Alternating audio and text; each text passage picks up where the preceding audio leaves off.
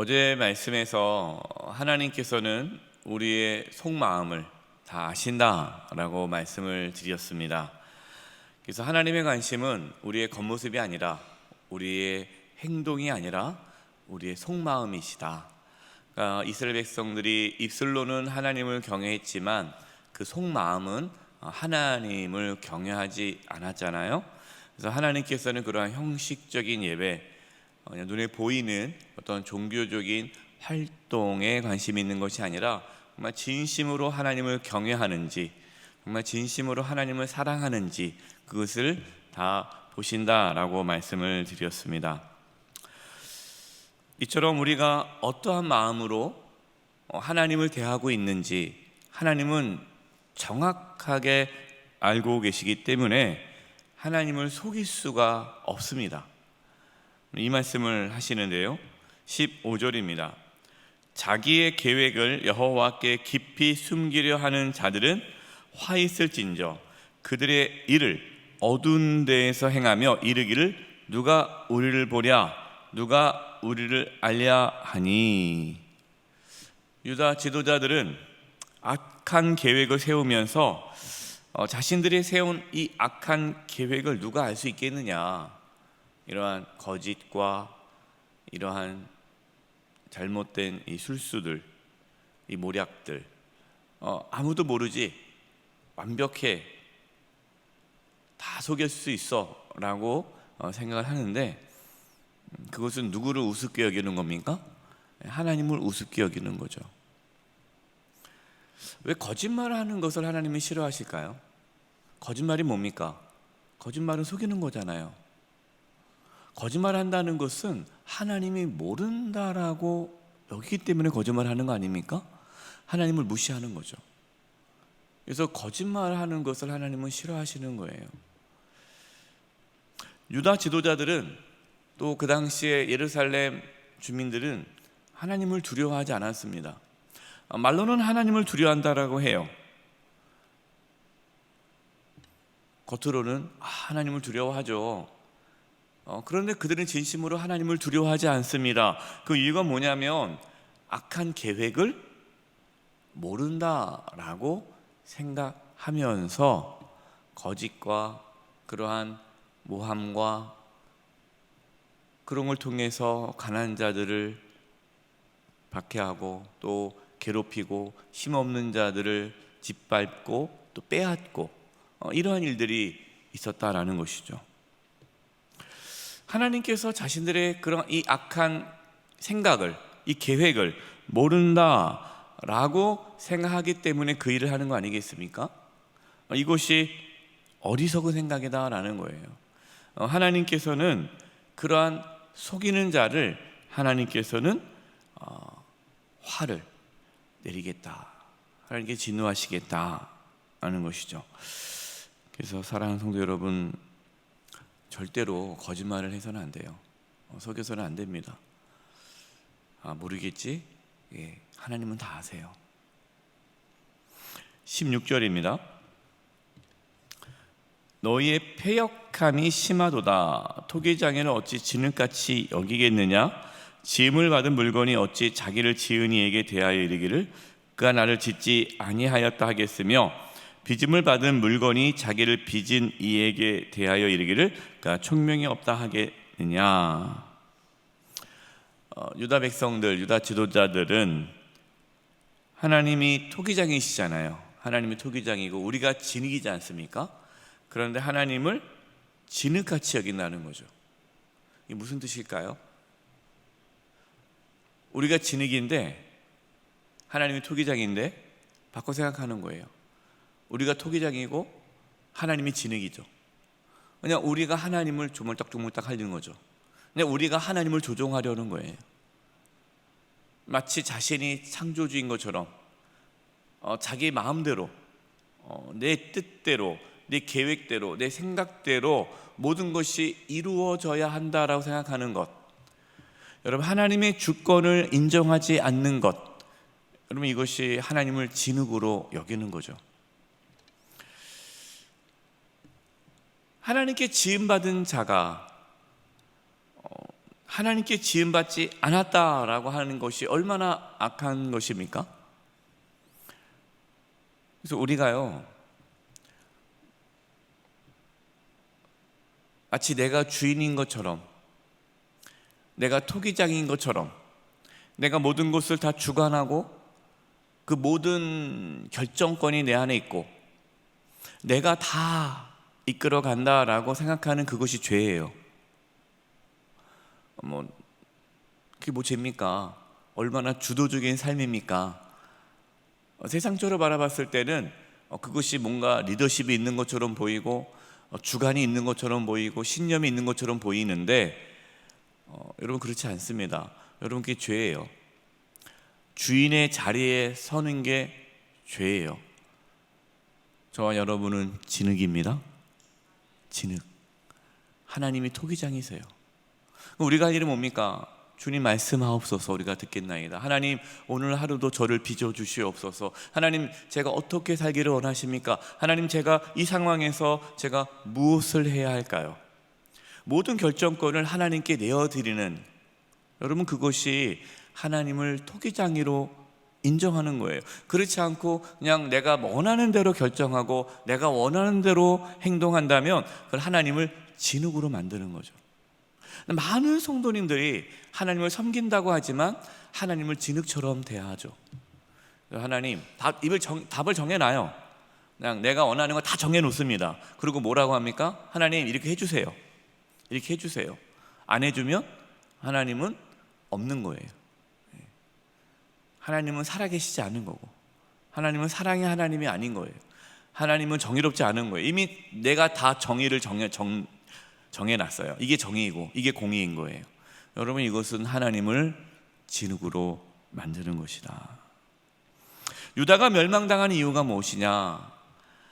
하나님을 하나님으로 모시지 않았다는 거죠. 여러분, 그들이 제사를 드리지 않은 게 아니잖아요. 하나님께 예배합니다. 제사를 드립니다. 하나님 말씀을 듣습니다. 하나님을 섬기겠다라고 하나님도 찬양합니다. 그런데 그 마음 중심에는 하나님이 왕이 아니에요. 하나님이 토기장이가 아닌 거죠. 하나님을 진흙으로 여기고 자신들이 하나님을 조종하려고 한 거죠. 여러분, 이것이 유다가 멸망한 이유입니다.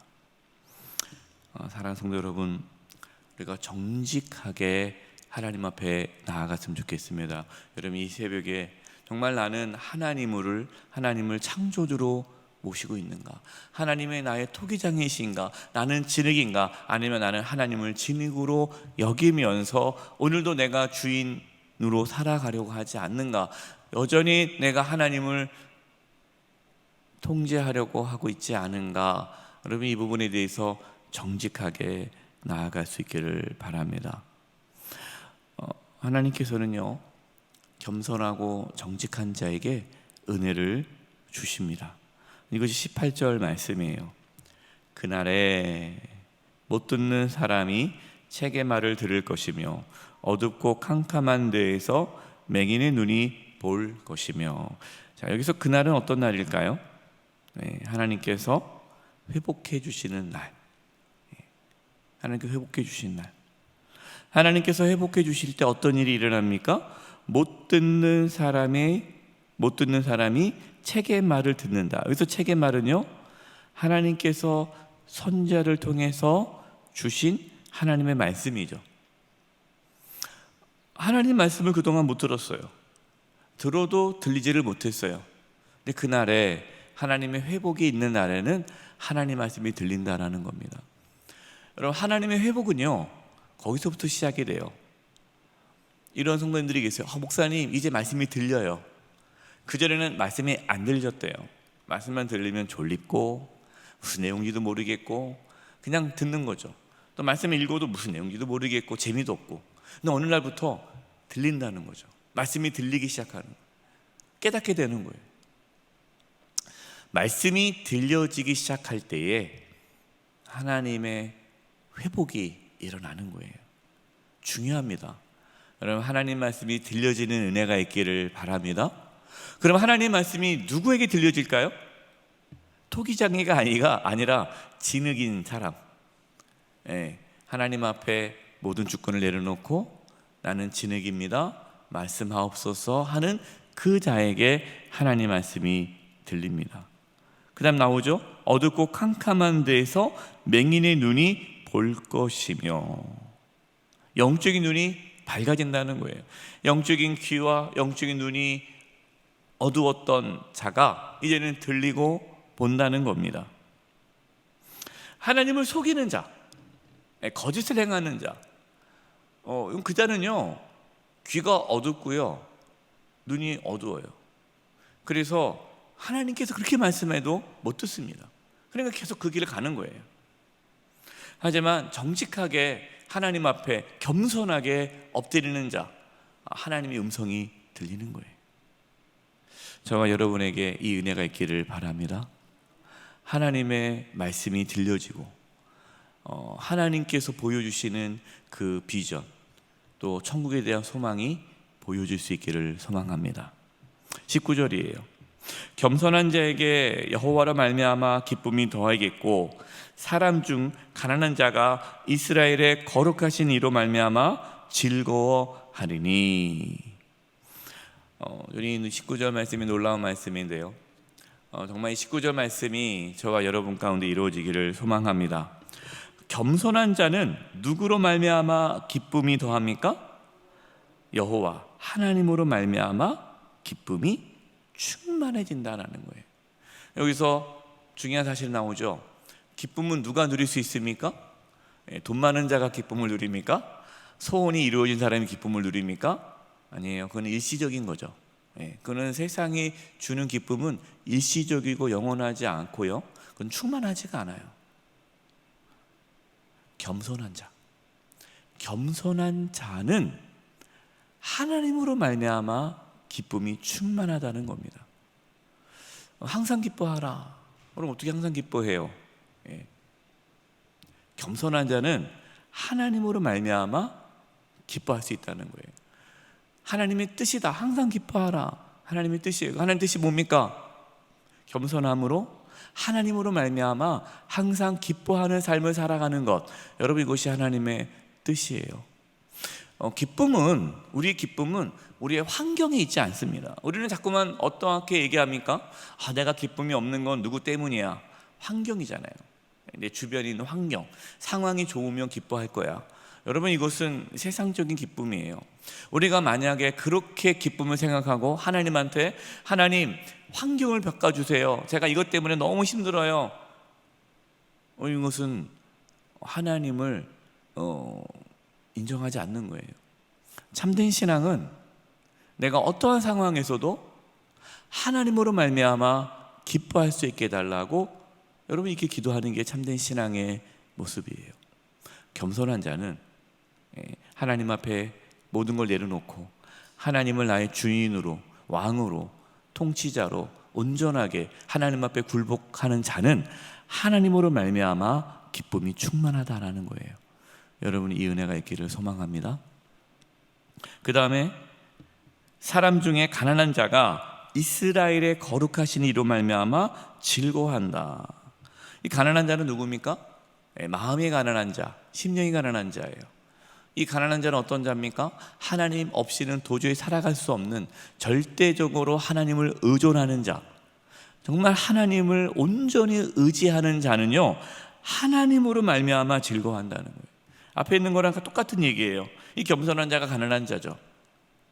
그래서 우리 그리스도인들의 기쁨은요, 하나님으로 말미암아 기뻐하는 거예요. 하나님으로 말미암아.